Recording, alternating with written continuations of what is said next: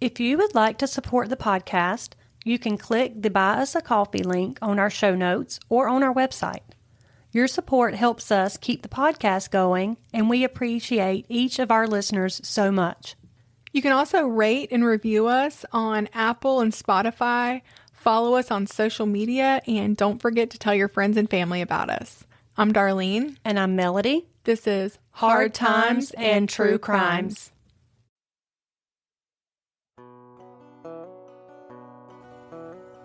Heavenly Creatures.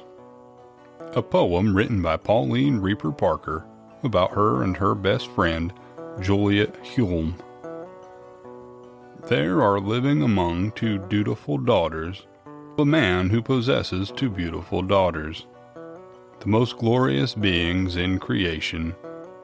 They'd be the pride and joy of any nation. You cannot know nor try to guess the sweet soothingness of their caress. The outstanding genius of this pair is understood by few, they are so rare. Compared with these two, every man is a fool. The world is most honored that they should reign to rule. And above us these goddesses reign on high. I worship the power of these lovely two, with that adorning love known to so few. 'Tis indeed a miracle one must feel, that two such heavenly creatures are real. Both sets of eyes, though different far, hold many mysteries strange. Impassively they watch the race of men decay and change. Hatred burning bright in the brown eyes, with enemies for fuel. Icy scorn glitters in the gray eyes, contemptuous and cruel. Why are men such fools they will not realize the wisdom that is hidden behind those strange eyes? And these wonderful people are you and I. On June 22nd, 1954, teenage best friends Juliet Hulme and Pauline Reiper went for a walk in Victoria Park with Pauline's mother, Honorah. 30 minutes later, the girls ran up to a nearby tea shop with blood all over their hands and clothes, and Pauline screaming, "It's Mommy, I think she's dead, she's fallen and hit her head."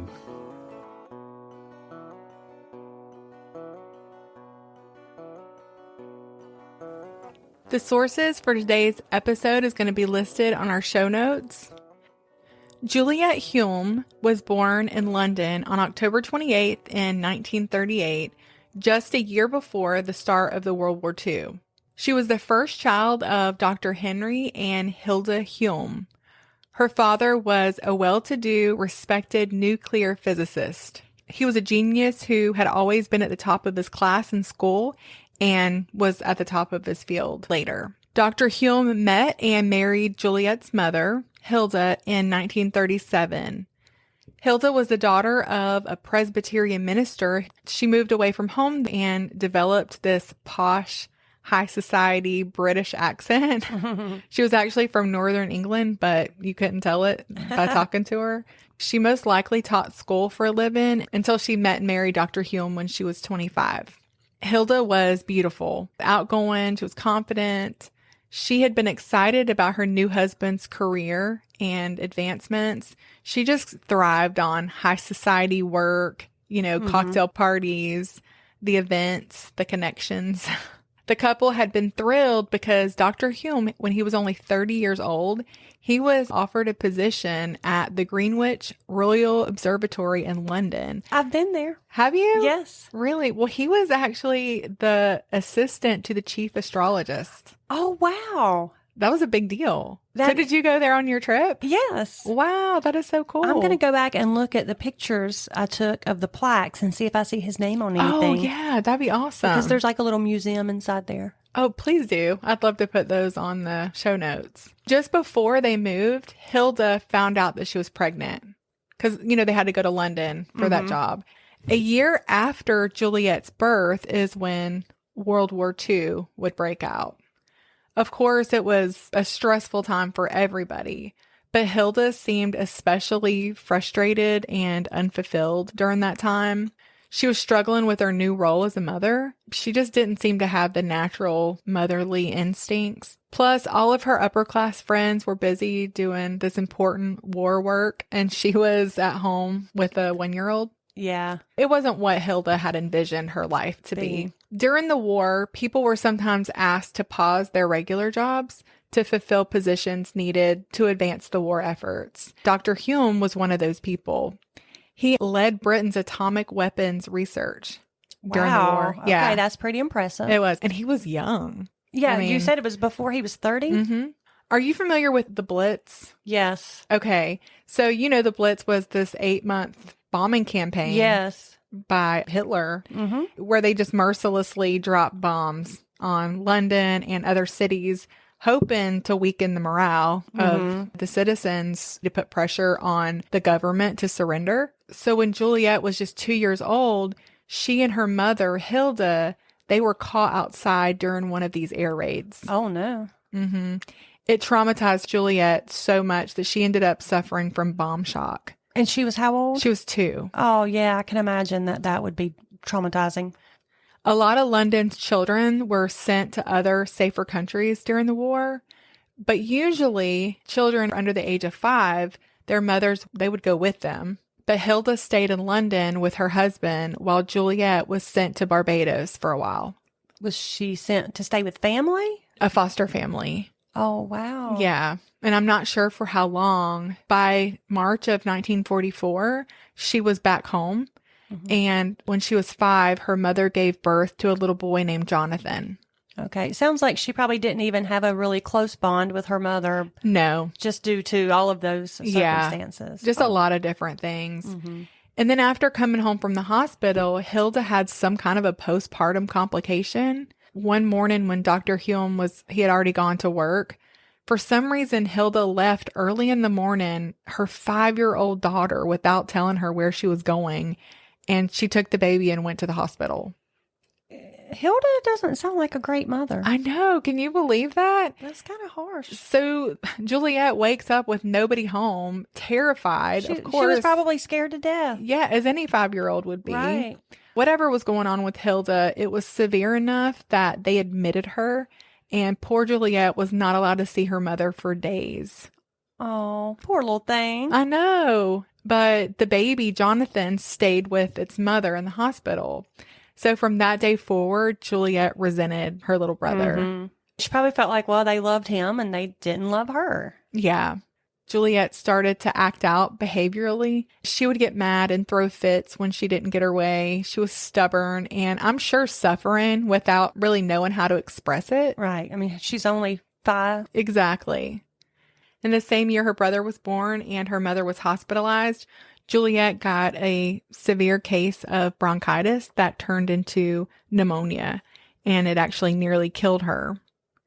For the next 2 years, Juliet was very frail and sickly.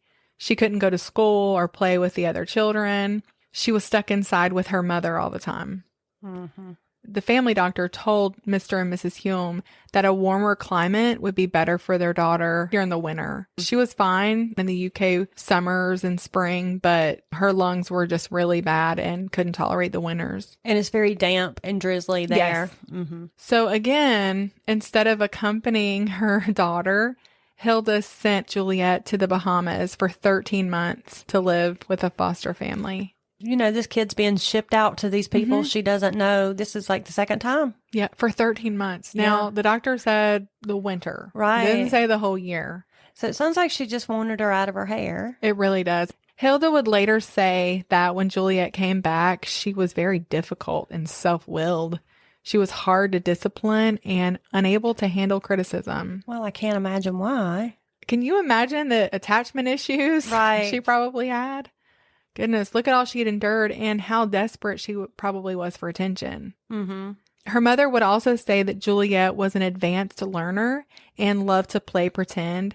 She had a wonderful imagination, but it was hard to get her back to reality. For instance, if she was playing fairies, she wanted to go on pretending to be a fairy, which I honestly don't think is that weird. She was little and spent a lot of time alone.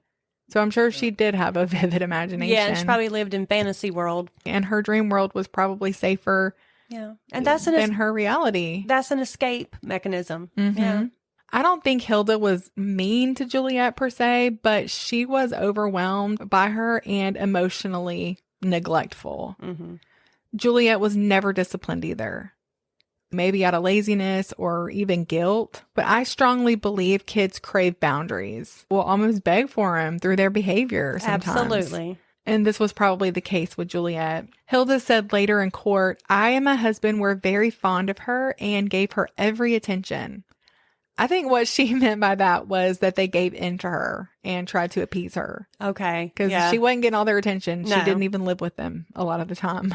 According to Hilda, because of her health, from 1944 until 1948, Juliet was separated from her family most of the time. And that's a 4-year span. Mm-hmm. Wow. She went to different sanitariums and lived with various people, friends, and family in warmer climates. It definitely seems like her parents did not mind these long separations from their daughter. Seems like they just used her health as an excuse to distance themselves. Ship her off to somebody else. Isn't it sad? I can't really fathom it. I mean, my kids have been gone for 4 days on a trip, and I'm missing them like crazy. I know. I can't imagine that long of a period of time and not care that your child's not with you. You know, when children have abandonment issues, it causes a lot of psychological problems later on. Oh, yeah. In 1948, Dr. Hulme, Juliet's dad, took a job as rector of Canterbury in Christchurch in New Zealand. It was a really prestigious position that came with a colonial mansion. He later said that he thought his family could be happy there and the climate would be good for his children. Juliet had already been there for 14 months.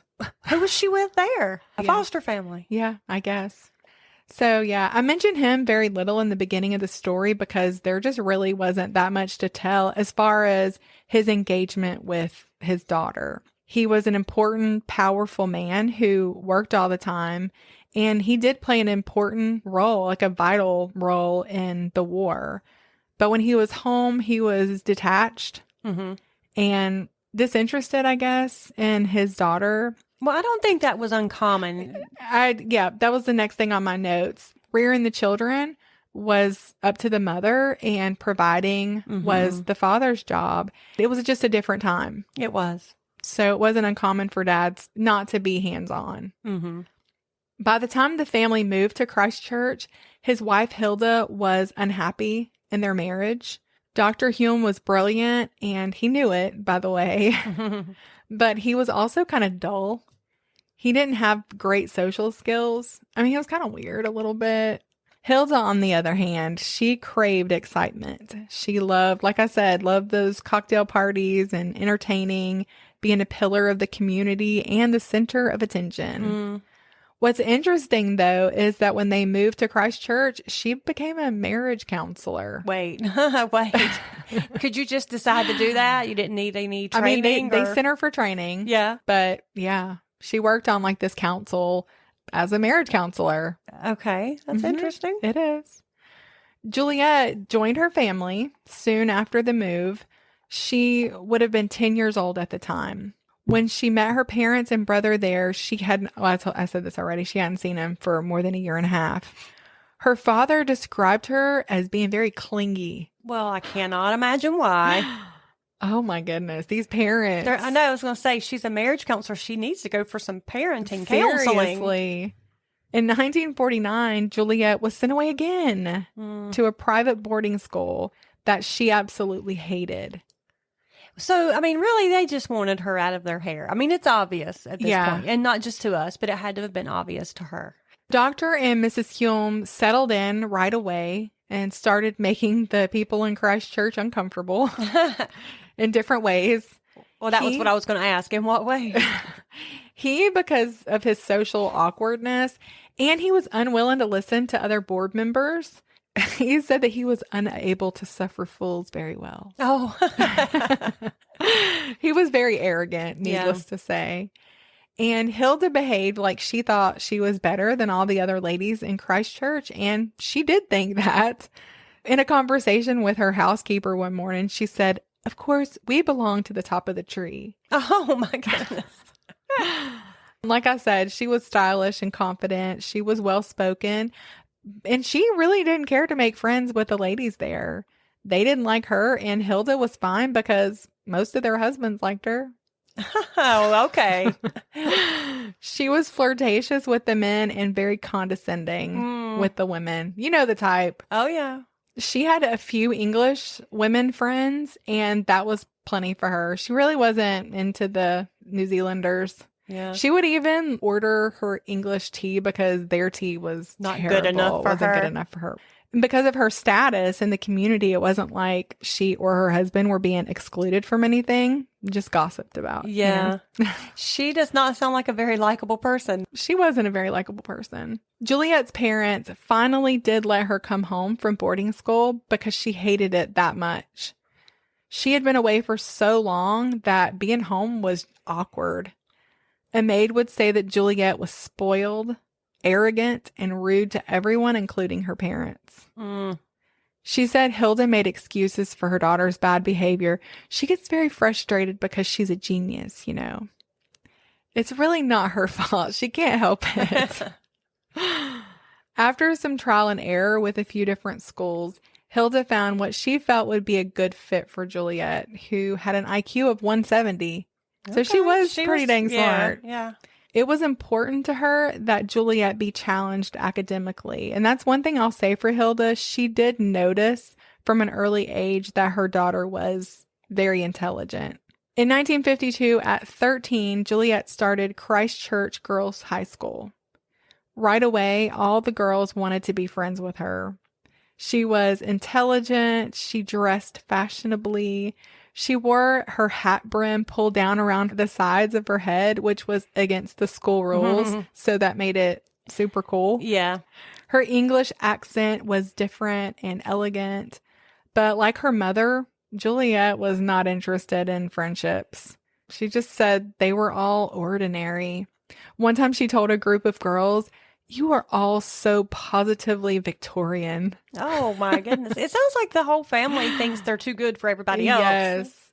The girls had no idea what in the world she was talking about, but she sounded so cool saying it that it just made them want to be friends with her even more.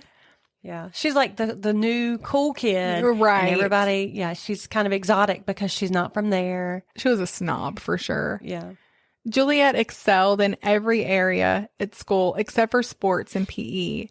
Because of her health, her doctor wrote a note excusing her from physical activity.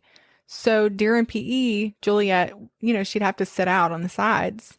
And this is when she met a girl named Pauline Reiper, who also had to sit out because she had suffered from osteomyelitis, which is inflammation of the bone marrow in her legs. She had a scar on one of her legs and walked with a slight limp. And sometimes she had severe, painful flare-ups. One day during PE, Pauline asked Juliet a question and the two of them started talking.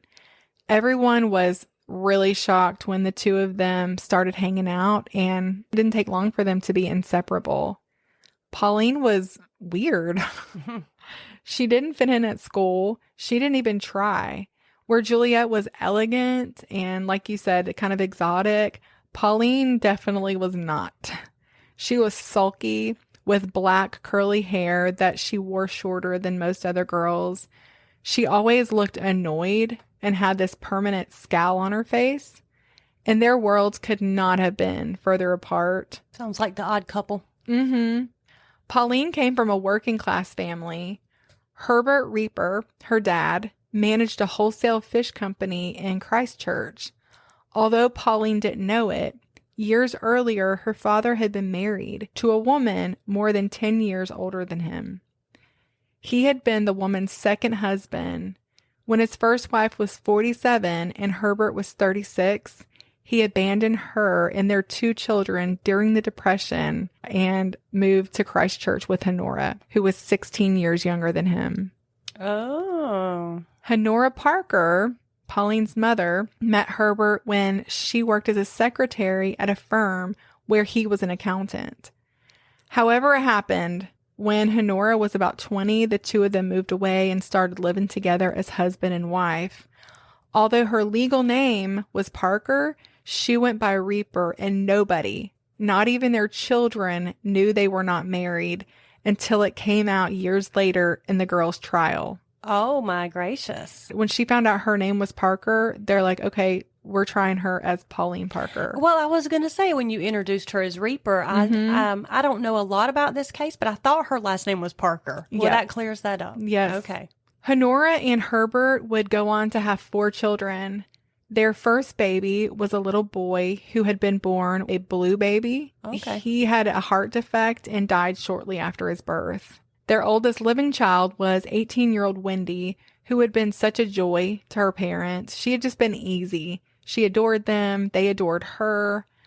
And then came Pauline, who they had worried about a lot as a little girl, because during the war is when she had battled that osteomyelitis. It was so bad that she almost died. She had to be in the hospital for almost a full year. Oh, that's a long So it was stay. really bad. She had to have her bandage changed on her legs for years. I want to say like 2 years every day. Wow. And she was in a lot of pain. Yeah. And a lot, that's extensive medical issues. Yeah. It really was. Now that she was older, they were still worrying about her. She seemed so angry and broody, and her parents could not understand why. Honorah and Herbert had one more baby, a little girl named Rosemary, in March 1949, when Honorah was 40 and Herbert was 54. She was born with Down syndrome and had to be institutionalized. She was sent to live at Templeton Farm outside Christchurch. Her family visited her really quite often and brought her home for holidays and special occasions. Pauline, she was a jerk, but she loved her little sister. She was actually really good to her. She would buy her little gifts and steal little gifts for her. Even if she had to steal them. Right. It sounds awful that they would send Rosemary away, but honestly, it was very common to do that. And even recommended by doctors. Right. I know that back then it was a different time, and that was kind of like what you did. Right. That was kind of what you did. To earn money, Honorah ran a boarding house out of their family home. She took in boarders. Mm-hmm. Still, the family never seemed to have enough money, and they just struggled a lot financially. I said earlier that Juliet and Pauline were an unlikely pair of friends, and in a lot of ways they were. But in other ways, it's kind of easy to see how it happened. Both girls were highly intelligent. They had vivid imaginations, and they both loved writing. Both girls were also starved for real connection. Both also had issues with their mothers. From the very beginning, Juliet was an obvious problem for her mother that she preferred not to have to deal with. And Pauline's mother, she was under constant stress. And at times, Pauline got on her mom's nerves. I mean, it happens. Honorah would fly off the handle every now and again, but immediately she'd regret it, and she'd try to make it up to her and buy her something or take her somewhere to see a movie.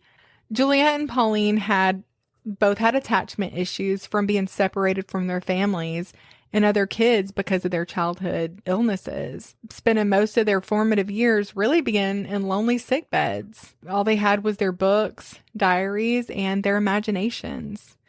When Juliet and Pauline first connected, both said to their parents were really happy for them, because up until that point, each of them, they had grown so used to being alone that they preferred that to the company of other kids their age. But now they found each other, and they spent as much time together as they possibly could. Yeah, it sounds like they had a lot of common interest and shared experiences, I guess. Right. And Juliet had been disinterested in people because nobody seemed to understand really how special she was. She had incredible ideas for novels. She was going to write these wonderful stories, these plays, and she loved opera, and she had this incredible dream world and inner beauty. But Pauline, she saw that. She saw how special Juliet was, and she admired everything about her. I'm sure that Juliet appreciated that attention and that reverence for her. Pauline recognized Juliet's inner beauty, how special she was, her brilliance, her wit, and imagination. And Juliet was worth sharing herself with, and she hadn't found that before either.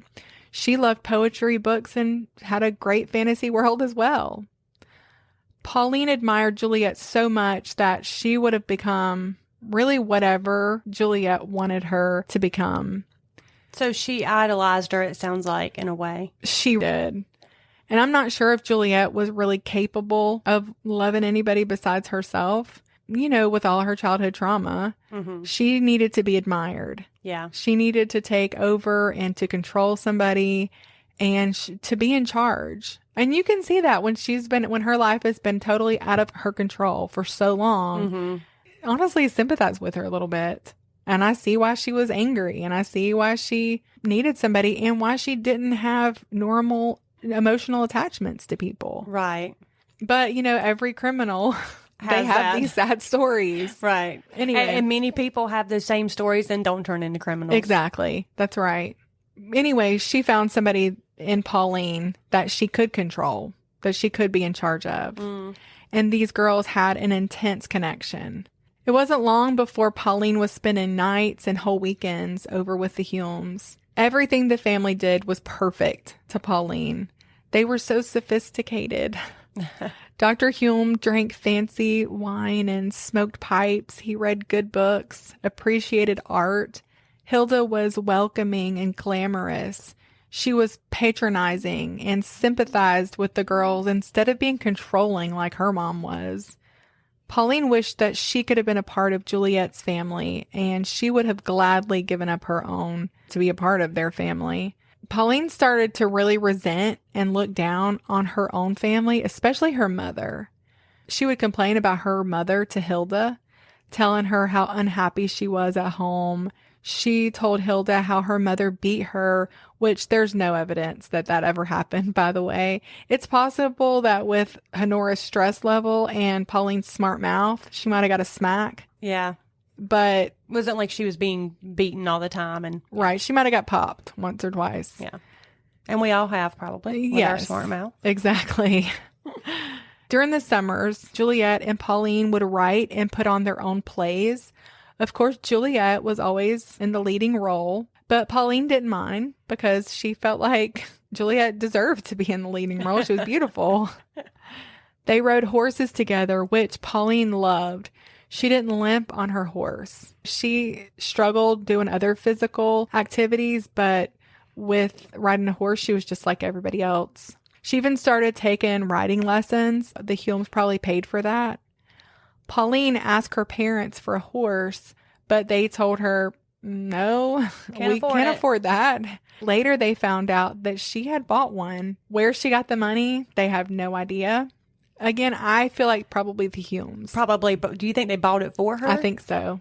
And she just didn't tell her parents that. Yep. But where did she keep it and board it? And there was a place really close to her that she was able to board it for a cheap price. And once they found out about it, they did let her keep it because they thought, okay, well, maybe this is good for her. Okay.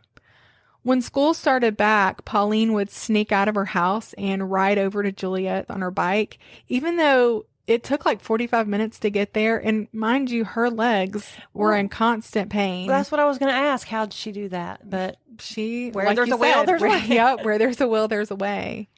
They would picnic in the middle of the night with wine and food. What? Yeah, sometimes they would saddle up their horses and ride out into the night. At school, they would sneak under bleachers and write poetry or novels about their fictional characters that they had created. They lost themselves in this fantasy world that they created together. Pauline wrote in her journal, "We have decided how sad it is for other people that they cannot appreciate our genius. We hope the book will help them do so a little, though no one could fully appreciate us." By this time, the girls were fully living in like a shared delusion. Yeah. They had these intensities, really high highs and really low lows. Okay. Yeah. And I won't read, this is another poem that they wrote. I won't read the whole thing, but this grandiose. Grandiose. That was the word I was looking for. Sense of self. They both definitely had that. This one said, "Above these goddesses reign on high. I worship the power of these lovely two with an adoring love known to so few. Why are men such fools that they will not realize the wisdom that is hidden behind those strange eyes? And these wonderful people are you and I. Okay. Yeah, what do you think about that? I'm not sure what to think of that. Mrs. Hulme invited Pauline to stay with the family at their vacation house over one Easter holiday. Pauline would write in her journal, Mrs. Hulme did my hair. She calls me her foster daughter. She says she wished that I was her daughter too. It breaks my heart for her mom because Because she can't compete with the money and all of that lady's offering her. Hilda knew how fragile that relationship was with her mother, and instead of using her influence to encourage Pauline to see her mother's side, she was selfish. She really played with Pauline's emotions too, because Pauline was desperate for Hilda's love and attention for whatever reason. Yeah. Well, and then I go back thinking about her own daughter, Juliet, who did not have that bond with her. Right. I'm wondering if she felt a little jealous. Like, now my mom's showing attention to you and calling you this foster daughter. When she was little, Juliet was neglected. Now that she's older, her mom wants to be accepted by her. Oh, her friend. And she wants to be her friend. She kind of needed her mom too, because she wanted her friend to come over all the time. Right. Do you know what I mean? Yeah, the dynamics shifted a little bit. Yeah. They were both getting their needs met. Juliet had her friend close, and her mom felt like she was one of them. Like she was the cool mom. Yes. On that trip, Pauline wrote in her diary on Good Friday that she and Juliet had a shared vision when they went out to watch the sunrise. And they both realized that they had the key to the fourth world, that only about 10 people have it, only a few enlightened, chosen people. And when they die, they're going to go to the fourth world. The girls were obsessive with this other world and with writing novels and these fictional characters. They weren't sleeping. Yeah. They've lost a grip on reality. They definitely. So there is a mental. Yes. Something mental going on. In her journal, Pauline wrote that on average, she was sleeping about 4 hours a night, and Juliet was doing the same. They were feverishly writing poems, operas, and whole novels, like literal whole novels. Wow. Yeah. In May of 1952, the Hulmes were going on a trip to the U.S. and to England for 3 months. They couldn't or wouldn't take either of their children. Jonathan went to a boarding school, and Pauline's mother, Honorah, actually called Hilda and offered to let Juliet come and stay with them. And she was thankful and accepted that invitation. But at the end of April, before it could happen, Juliet contracted tuberculosis and had to be sent to a sanatorium just outside of Christchurch.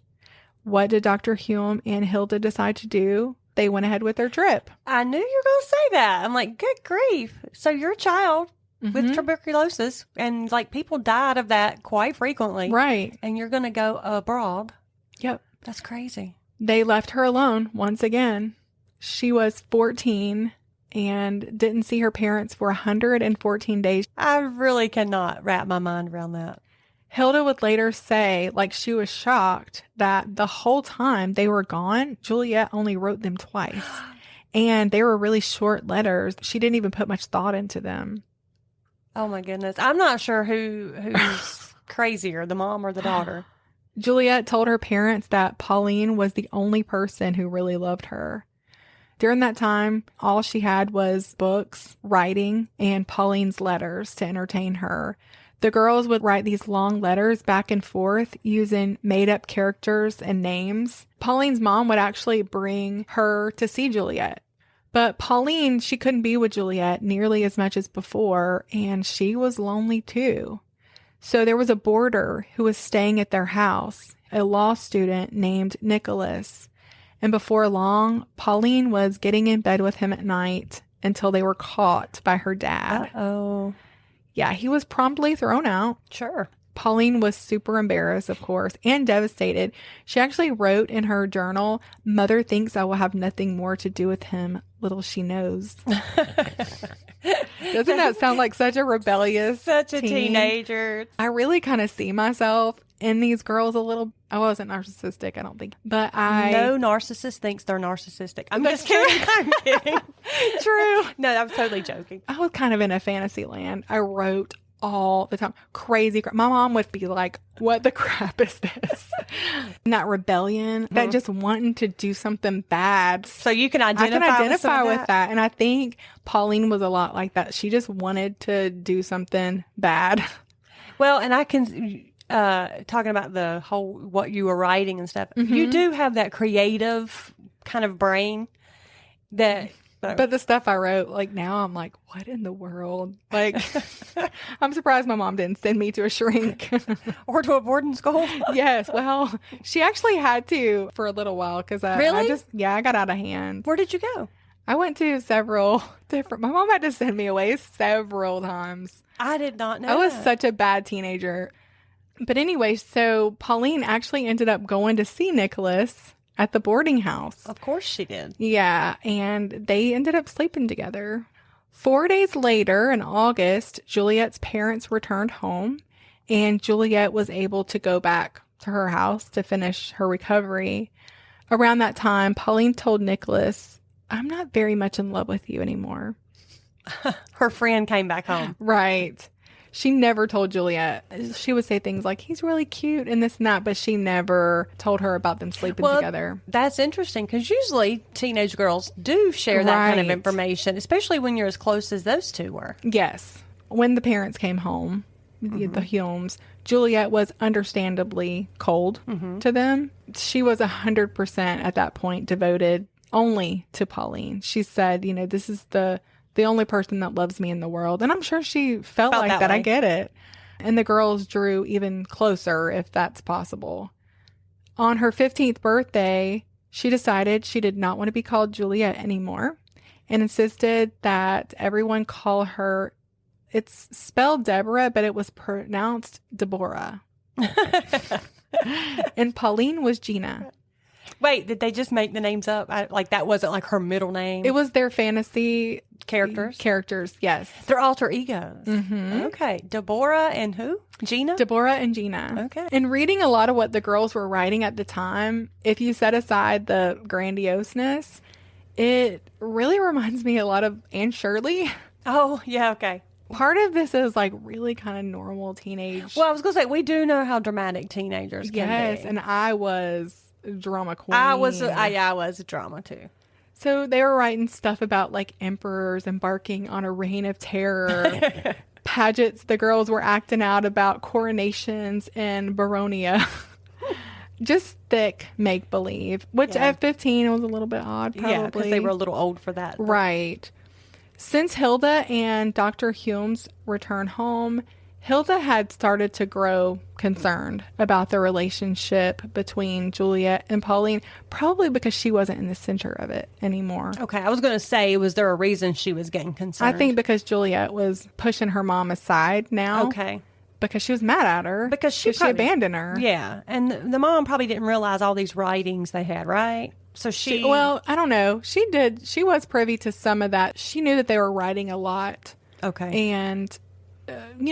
well, she probably heard them calling each other by those names. Right, well, they made her call them. Oh, yeah, she had to do it too. When she got concerned, she actually was worried that the girls were having a sexual relationship. Oh, okay. Instead of dealing with her own daughter, this is what makes me so mad about her.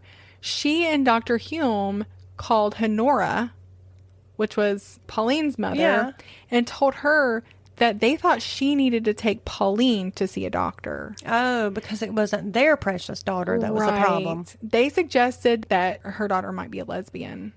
Well, Honorah didn't think that because... she knew about the guy. Right. They had just gotten her out of bed with a boy. Yeah. So she really wasn't concerned about that. She was more concerned because her daughter had lost a dramatic amount of weight, and that really worried her. She just wondered what was causing all of these destructive behaviors from Pauline, the lesbian stuff. She just didn't think it was true. So is there anything to that? Well, I shouldn't ask. We'll talk about that. So Honorah did take Pauline to the doctor, but Pauline was completely uncooperative. she was livid with her mom for taking her. The doctor said that, in his opinion, that there was some homosexual aspects to the girl's relationship, but it would most likely fizzled out. But later it was determined that probably Hilda had something to do with that diagnosis. This was their friend. Like the family doctor friend. So she has already told him. She did already talk to him. Okay. So that's probably... Because I was going to say, what was he basing that on? Right, because the girl didn't even talk to him about anything. How's the doctor going to know? She said that he was an imbecile. Honorah was like, okay, well, what about her weight? Because that's what I'm worried about. And she didn't even tell him about the boy. But she was really, really worried about her weight. And the doctor said there was nothing physically causing the weight loss. So Honorah told Pauline that until she gained weight, she was not allowed to see Juliet. And Pauline wrote in her journal, I rang Juliet and told her of the threat. I wish I could die. This is not an idle or temporary impulse. I have decided that it would be the best thing. Death is not fearsome. Obviously, the relationship is unhealthy, and yes, like there's some kind of unhealthy dependence between the two. Absolutely. There was. And then the mom kind of felt guilty. And so she took her daughter to the movies. She loved her daughter. She didn't want her to hate her, but she wanted her to gain weight. Something was going on and she didn't really understand it. Right. So then a man named Bill Perry moved from England to Christchurch for his work. And he went to see Hilda about his marriage troubles. Remember, she was a marriage counselor. Yeah, that's so crazy. Well, it wasn't long before she and Bill Perry were in a full-fledged affair. Oh, well, she really helped that marriage, huh? Yeah. She's now destroying his and her own. Right. Good gracious. Mr. Perry would move into the little cottage on the Hulme's property. What? Right in front of the kids, her husband, and everybody. Juliet suspected what was going on. She wasn't 100% sure, but... Well, I was already a little suspicious of her being a marriage counselor to begin with. Yeah. So I'm like, yeah. And he was not the first affair she had, mind you. So, yeah, this story just gets more and more bizarre. Okay. The girls were driving their parents insane, wanting to see each other. But Honorah was serious that Pauline had to put on weight. So what she was suffering from, it had been determined, was bulimia nervosa. So she was making herself throw up.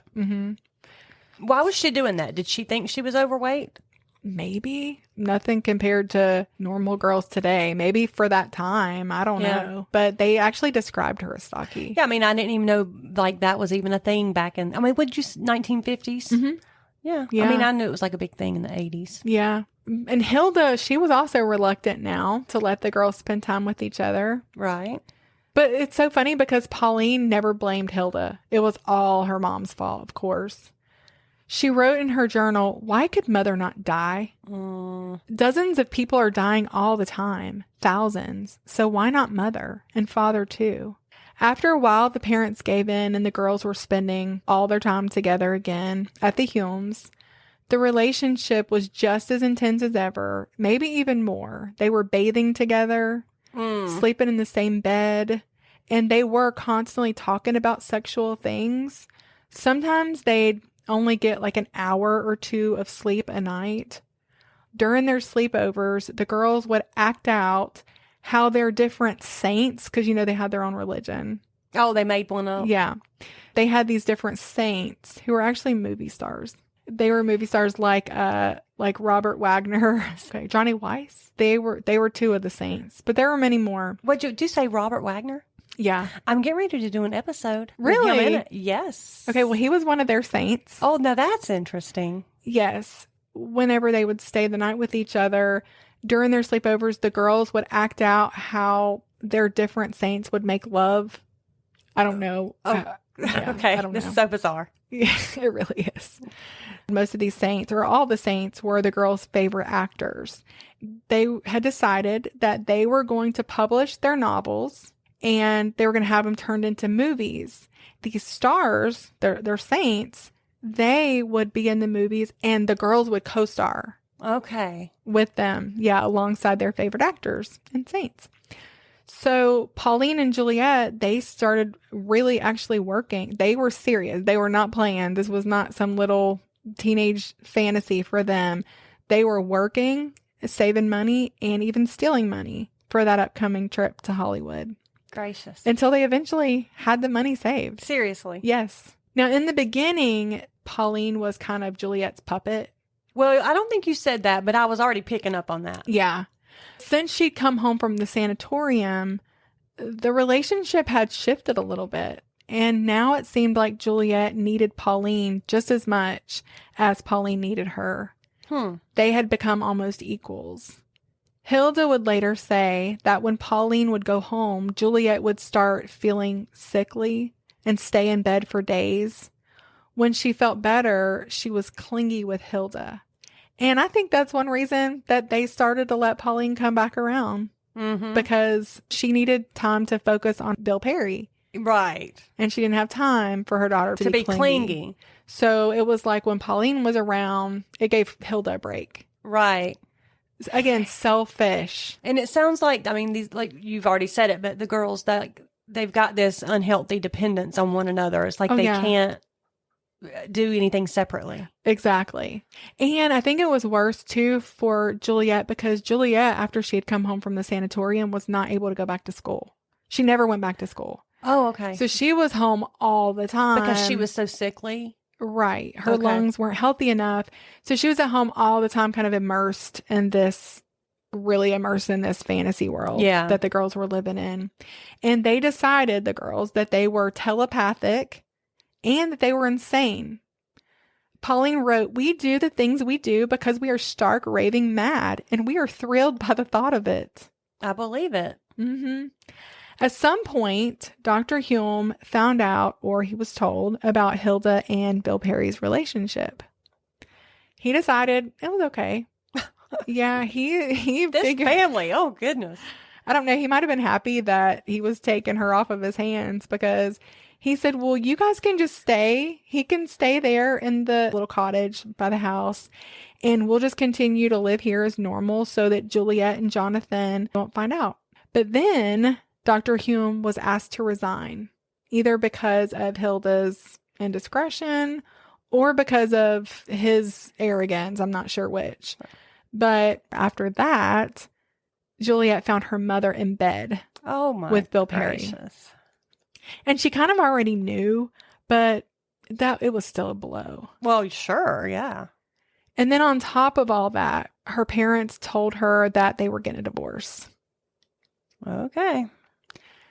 And that Dr. Hulme would be going back to England, that Jonathan would go with him, but Juliet would go with an aunt to South Africa because of her health. Yeah, I'm saying that in air quotes. Yeah, for the sake of her health, of course. The tickets were already booked. July 3rd of 1954, Juliet and Pauline were devastated. The girls cried and cried. But then they asked Dr. Hulme if Pauline could go to South Africa with her to live. And instead of saying no, he said, it's up to Pauline's parents. Yeah. If Pauline's parents will let you go, then sure, you can go. Knowing good and well that her mom was not going to let her go to South Africa at 15 years old. Yeah. But he put it off on her, so yes, he's not the bad guy. As always. That's what they always said. Gets put off on her. Right. And the girls decided, you know what? We'll just take the money that we saved for the trip to Hollywood, and we'll combine that money and book a ticket for Pauline to go to South Africa. But Honorah was like, no, your little 15-year-old butt is not moving with your friend to South Africa. Sorry. And for some reason, Pauline was actually shocked. Oh, she expected her mom was going to let her go. She was like, why? Like, she just was bamboozled that her mom was not going to let her go. She was furious. She told Juliet that if she were just dealing with her dad, he would have let her go. It was always her mother hindering her from something. And Hilda, egging the girls on, wanting to be friends with them, she asked Pauline one day if she thought she was going to like England and South Africa. Yes. Oh, this lady. On June 19th, Pauline wrote in her journal, "We practically finished our books today, and our main like for the day was to moiter mother." They said moiter because that's how they said murder in the American movies. She went on, "This notion is not a new one, but this time it is a definite plan which we intend to carry out. We have worked it all out and are both thrilled with the idea. Naturally, we feel a trifle nervous, but the anticipation is great." The girls decided they would kill Honorah, make it look like an accident, and then Pauline could go to South Africa with Juliet. And which girl's idea was this? Pauline's to start, yeah. And then Juliet just came around to the idea. Pauline's dad said that before she started hanging out with Juliet, she was not like this. Right. She had changed. She started to hate them. And I believe that. Yeah. And it does seem like Hilda kind of did play up that angle. Mm-hmm. And I guess this is just the catalyst that kind of brought it all to a head. Right. On June 20th, Pauline wrote, "Deborah and I talked for some time. Afterwards, we discussed our plans for murdering Mother and made them clear. But peculiarly enough, I have no qualms of conscience. Or is it so peculiar? We are so made." Pauline asked her mother if she would go with her and Juliet to have tea and an afternoon walk at Victoria Park before Juliet left for South Africa. Honorah was happy that her daughter wanted to include her. She was just excited. She was glad that Pauline seemed to be making peace with the fact that Juliet was moving away. She was happy to treat the girls to a fun afternoon. And on June 21st, Pauline wrote, "Deborah rang and we decided to use a brick and a stocking rather than a sandbag. Mother has fallen in with plans beautifully. Feel quite keyed up." The next morning, June 22nd, she wrote, "The day of the happy event. I felt very excited last night and sort of night before Christmas, but I did not have pleasant dreams. I am about to rise." That is chilling. It is. It is. Wow. Juliet showed up at the house and Honorah cooked the girls a nice lunch. After they ate, the girls helped wash the dishes. Now, winter in New Zealand is June, July, and August. It was June, and it was a very cold day. So Honorah and the girls dressed up in their winter coats before they walked to the bus stop. Victoria Park is where they were going, and it has this panoramic view of Christchurch and Canterbury Plains, Pegasus Bay, and the Southern Alps. It's just a beautiful park full of different walking trails. When they first got there, they went to a tea kiosk and got 3 hot teas. They sipped, talked, and just laughed before they went on their walk. At around 3 p.m., the girls walked Honorah about 420 feet down a lonely wooded path. When they got close to a little wooden bridge, Juliet dropped this pink stone, just like they had planned. When Honorah bent down to look or to pick it up, Pauline took the half brick that she had stuffed in a stocking and she pulled it out of her coat pocket and hit her mother over the back of the head. Man. What was going through her mind? I hope she could not even process what was happening. She tried to defend herself from the blows to the head, but Pauline ruthlessly bashed her again and again. As Honorah tried to fend her daughter off, Juliet grabbed the stocking and she too beat her, while Pauline held her mother down by the throat. That is just no words for that. Like, I don't even understand how 2 teenage girls could do something that brutal and wicked. And she said she had no conscience about it. Yeah. But it's just hard to wrap your mind around that. Mm-hmm. Honorah was mercilessly beaten, almost to the point of being unrecognizable. Blood was everywhere. Honorah moaned and gurgled until the girls were satisfied that she was dead. Then they ran back to the tea kiosk where they had just been, their hands covered in Honorah's blood. Agnes Ritchie, the owner of the tea kiosk, she saw the girls running up, bloodied and pale and terrified. Pauline screaming, "It's Mummy! I think she's dead. We tried to carry her, but she was too heavy." Juliet said, "Her mother is covered in blood." The girls both said that they were walking back when Mummy tripped and hit her head on the plank. She just kept falling and hitting her head over and Oh, over my again. gracious. Wait. Yes. That was their story. Yes. So stupid. That is stupid. I thought these were like really intelligent girls and they had thought through all their stuff Intelligent people are always intelligent to a point. especially when they're committing murder, I guess. Or Right. moiter, when they're committing Moiter. Juliet would say, I'll always remember her head banging, which I hope she does. But wait a minute. I'm sorry. I just got to go back to that. She just kept falling and hitting her head. Yes. Like I'm trying to think of what would make them say that. I don't know. Carry on. So then Kenneth Ritchie, he ran down, of course, to where the girl said Honorah was. And when he saw her, this is not a police officer. This is a tea kiosk owner. Yeah. He was like, this is not an accident. Obviously. When investigators got there, they took the girl's statements and allowed Dr. Hulme to pick them up, which is crazy to me. He just let them go. They looked like they were in shock. Yeah. Well, They weren't crying. They were just in shock. yeah, maybe Is what not they shock. Maybe yeah. They told him the same story that they'd given everybody at the park. It wasn't long before the stocking with a half brick covered in blood and brain matter was found, though. What'd they do with that? I guess threw it into a bush or something. Like, it seems like the most not thought through at all story ever. Yeah. Poor Honorah had 45 skull fractures Oh, that's so horrible. and 24 other lacerations on her face and scalp. Wow. They also found bruising on her throat from being held down. It didn't take long to figure out, of course, this was no accident. When the girls were questioned, Juliet said, okay, I'll tell you what happened. I was walking ahead, and when I turned back, I saw that Pauline was holding her mom's head, but I don't know what happened. Yeah. And now she's already thrown her friend under the bus. Right. Like, they've got this relationship that they're codependent on each other, and then all of a sudden, boom. No, Right. you did it. Exactly. Actually, Pauline, she was like, yeah, that is exactly what happened. She backed it up. Wait. She was going to take all the blame. And Hilda burned Juliet's journals because she read them and knew she had better. Yeah.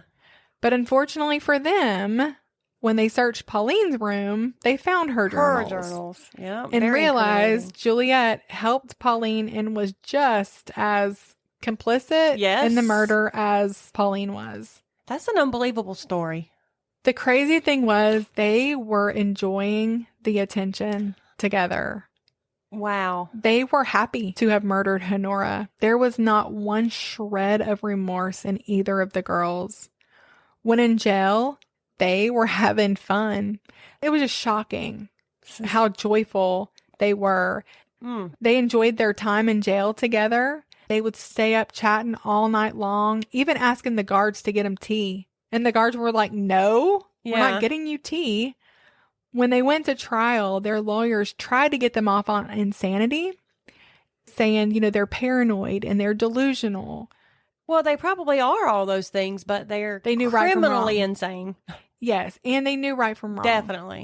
That is the only way you can get off. And they just didn't have any concern for it. Exactly. Juliet, she told the psychiatrist sent to examine her that there was nothing in death and Honorah was miserable anyway. She said the day we killed her, I think she knew beforehand what was going to happen and didn't seem to bear a grudge. Wow. When asked if she had regrets, she said, none whatsoever. Of course, we didn't want to get my family involved with this, but we have both been terribly happy since it happened, so it has all been a blessing in disguise. This girl is unreal. One of the guards heard Juliet laughing and saying to Pauline, the old girl took a bit more killing than we thought. Gracious. Their lack of remorse was bizarre. That is bizarre. Oh, and also, why are they able to talk to each other? Are they in the same cell? The same cell. That's ridiculous. They didn't even have it in them to pretend to care. The psychiatrist who interviewed them told a friend he has never seen such evil as he has in those girls. And he was a psychiatrist on their side. Oh, wow. Yeah, he was for the defense. That speaks volumes. Hilda and Bill Perry showed up together at court every day. Hilda even testifying in her daughter's defense, still making excuses because, she's such a genius. Yeah. Dr. Hulme took their son, Jonathan, and moved back to England. Somehow, Jonathan, he was able to leave without even realizing what had happened. He had chicken pox. Okay. So he was in quarantine. Okay. And the dad really did try to shield him from that. They kind of made it like, oh, well, he's such a bad person. He left. And I'm not saying that he wasn't a bad person, but that was a joint decision between the parents to protect the son. Yeah. And he had a job back in England. We And his already wife talked about... And his wife's attending the court with her lover. Exactly. I'm sure there was part of him that wanted to distance himself from that sure. story, but... The enemies that they made, they were like, I knew those people were crazy. The prosecution said the girls knew exactly what they were doing when they killed Honorah. And they did. Not only that, but the murder was premeditated and methodically planned by two highly intelligent, dirty-minded little girls. I didn't write this down. I wish I would have now, but he said to the jury, whether you feel sorry for the girls is irrelevant. Whether you feel sorry for the mother is irrelevant. That's not what you're judging on. You're judging, did these girls willfully and knowingly commit murder? And they did. And they did. Right. But of course, I think the defense was hoping they would feel sorry for the girls, and they're insane. They couldn't help it. Look at their traumatic childhood, that kind of thing. The jury was out for just over 2 hours, and they were found guilty. That wouldn't take long. No. They were sentenced to prison under Her Majesty's pleasure, which meant until they decided. Just when they decided you could get out? Yeah. Okay. Whenever. It could have been 7, 10, 15, 25 years. They couldn't sentence the girls to death because of their age. Or if they had been older, they probably would have been sentenced to death. Yeah, I would even argue that they deserved it. Right. The girls were sent to different prisons, and that was probably... Good call. The worst punishment of all for them. They thought they were going to be together. Well, I think that goes to show that the fact is they were still teenage girls with teenage brains. Yes. Who didn't even consider the fact that they wouldn't, right. They didn't have that capacity to think because they're teenagers. Exactly. After the trial, Hilda left the country with Bill Perry. She got out of there as soon as the trial was over, and she actually married him. Juliet's mother never visited her in prison. Neither did her father. Well, none of that's surprising. No. Her dad did write her, though, to tell her he was getting married. And Pauline's dad never could forgive her. During the trial, he had to be like, so I'm actually married to somebody else. And the reason he hadn't come forward with it was because his wife was taking him for child support. Oh. Yeah, so he owed all that back pay. All this back pay. And I kind of feel sorry for him because their life together was not easy. He did this terrible thing. He abandoned his wife during the Depression. Yeah. And his kid. And that was terrible. But my gosh, has he suffered? Yeah, I don't feel sorry for him, though. I do. I feel sorry because for everybody. He abandoned his wife and kids. I know. Yeah, I don't feel sorry for him. I know. I'm not using this as an excuse, but they said she was really mean and dominant, but still he left his kids. Yeah. No sympathy from me. Right. Well, I just feel bad. His wife was murdered. One kid was born dead. You know what I mean? These terrible things happened to them. They lived the most boring life ever. Yeah. He worked for a fish company. They barely had enough money to get by. Right. He might have thought he was getting into something better. He wasn't. Right. So anyway, Pauline's dad never could forgive her and never saw her again. I do think she ended up years later making amends with her older sister. Yeah, Wendy. I just don't think I could. I know we're supposed to forgive. I guess I would have to do that, but I don't think I would want to. I wouldn't speak to her either. Yeah, and I don't think they did for a long time. Wouldn't want a relationship with her at all. Right. I'm glad they didn't get to have their prison sentence together. Oh, me too. I'm so glad. They both said that while in prison, they came to terms with what they did, but the guards said they never saw evidence of any humility. And you in said, either of them. While in prison, are you going to tell me they got out? They got out. Both of them got out. They served 5.5 years. What? No way. 5.5 years. That is ridiculous. That is a shame. They got out November of 1959. The girls were given new names and secretly released from prison. They were given new names, like took new names on themselves? No, they got new identities. By who? The government. Okay. Yeah. Deborah and Gina? No. Anne Perry is who Juliet became. Okay. And Pauline would become Hillary Nathan. Okay. Did they give them those new identities because they thought they would be endangered out in the public? Yeah, people hated them. I'm sure they did. I mean, they were jerks. Yeah. Nobody would want you living in their town. No. Did the girls split up at that point? They weren't together anymore? Oh, no. I had always heard that they weren't allowed to contact each other, but that was not true. But they never did.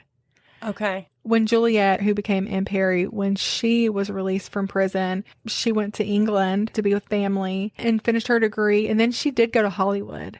Oh, she did end up going. She went to Hollywood and she worked as a nanny. She actually became a Mormon. Wait, can you imagine her being your nanny? I know. That's why they should not have given them new names. Because, the poor people don't even know. Right. Pauline went on to study at Auckland University and she graduated with a BA in 1964. She spent a year working as a librarian, but later ended up moving to Scotland and she gave writing lessons and taught the mentally ill. Now, she did have a sister who had Down syndrome, who she actually did love. I mean, that was kind of consistent throughout her life. She always was really good to her little sister. And so maybe she really did have a passion. She ended up kind of becoming a recluse and ended up moving to Scotland. Okay. Yeah. It's weird to me that they both seem to have gone on to have like these normal lives. Because I'm thinking too, because like there has to be mental illness going on there. Yeah. I mean, they had not only lived normal lives, they lived productive lives. Well, that's a shame because they don't deserve that opportunity. But anyway, so let's hear it. What'd they do? Okay, so they kept a low profile until 1994 because people were still interested in the crime. I mean, it was kind of a crime of the century deal in New Zealand. So in 1994, a movie came out starring Kate Winslet, and it was called Heavenly Creatures, and it was about the murder. Oh, I'm going to go watch that. Yeah. Now, this brought, of course, a renewed interest in the crime and in the girls who had committed the murder, right? Mm-hmm. So this journalist, after doing a lot of sleuthing, he managed to uncover... Oh, I like this. Yes, their identity. And Juliet, who is now Anne Perry, was an extremely prolific true crime author. Oh my goodness, you're not telling me this right now. Yes, who lived in a mansion in the UK. Yep. She ended up moving to Scotland as well. So before long, they lived really close to each other. Both lived in Scotland, never had anything to do with each other, were both recluses, never got married. But Anne Perry, if you Google her, and I will, you're going to see all this stuff. Like, she's on all these podcasts teaching people how to write. She's a true crime She's a writer. true crime author. I don't know. A very famous, like, she's written so many books. She's a sought after author. In fact, I had wanted to do this story for a while because it was crazy to me because she's still alive, but she actually just died at 81 back in April. She had a heart attack. Of this year. Mm-hmm. Wow. And as far as I know, Pauline, she's still alive. Yeah. Under that new name? Under the new name. Hillary Nathan. Hillary Nathan. So I watched an interview with Anne Perry, which she was devastated when this came out because she had this whole big career. Yeah. Right? Yeah. And she was like, this is going to destroy me. But it actually helped her career. Really? Oh, yeah. It really because helped now her. People are fascinated by this and they're all going out to get her books to see what she was writing because I'm sitting here thinking, I want to know what she wrote. Right. Yeah. Right. I mean, she was already famous, but it definitely helped her career. But anyway, Hillary, she lived in this house like by herself. Mm-hmm. And when she moved out and sold the house, there was this mural painted on the wall of a girl with blonde hair and a girl with brown hair. Her sister, Wendy, said that she really didn't come to terms with what she had done or even feel any remorse, feel anything until about 3 years into her sentence. And then what she had done just kind of hit her. I don't know that Anne Perry had the capacity to feel guilt. Yeah. I'm not God. I don't know. So as far as was there a lesbian relationship, I don't believe it was. Anne Perry, she's progressive. I don't think she would have had a problem saying, but she was like, we wouldn't have even known how. She was like, when they ask me that, and this is true, when they ask her, are you two? She was like, we're both girls. Like she didn't even comprehend. She didn't even understand. It was an unhealthy dependence on one another. Yeah. It was just, there was a lot of weird stuff about the relationship. Yeah. And I think they were exploring like sexuality, but I don't think that they were trying to have sex. So tell me, what are your thoughts? The fact that they both were able to go on and be very successful, obviously they did have some creative genius in there. Oh yeah. But obviously they were mad, just like that girl said in her diary. Yeah. And I know that I think that schizophrenia and some bipolar some of those people are very successful who are like that because they can just get on those highs and just be really creative and just go and do amazing things. Yeah. Amazing things. Yeah. It drives them. And then sometimes, unfortunately, some people take it to an evil extreme. Right. As they obviously did. So I'm surprised that they didn't get a diagnosis. Yeah. But in addition to that, and again, their childhood trauma and all that played into that. But still, at the very end of the day, it was just pure evil. Evil. Yeah. And I believe Anne Perry said, had she not been locked up then, had that not happened, she may have gone on to be worse and do more. Yeah.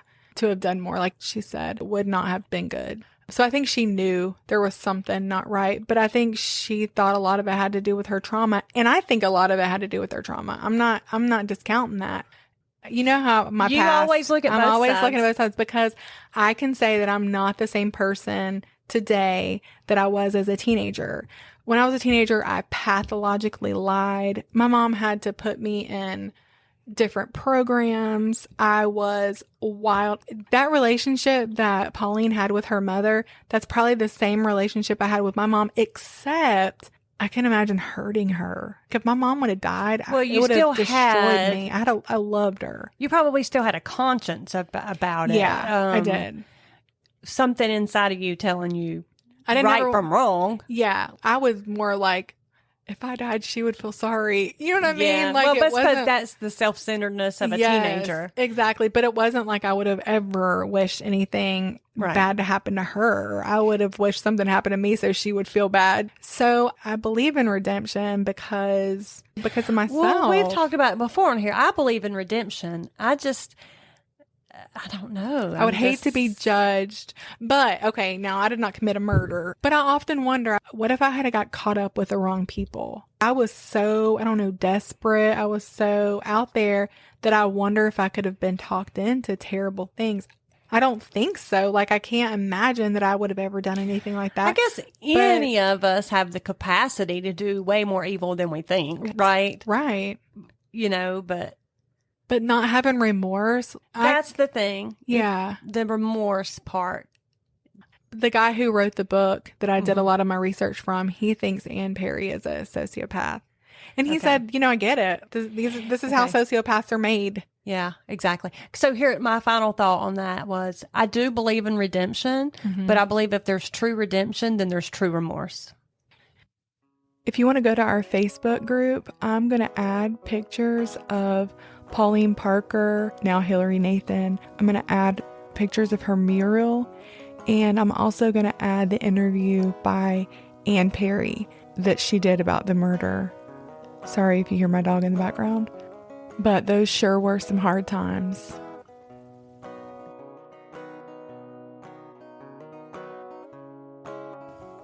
Heavenly Creatures has got to be the worst poem I've ever heard.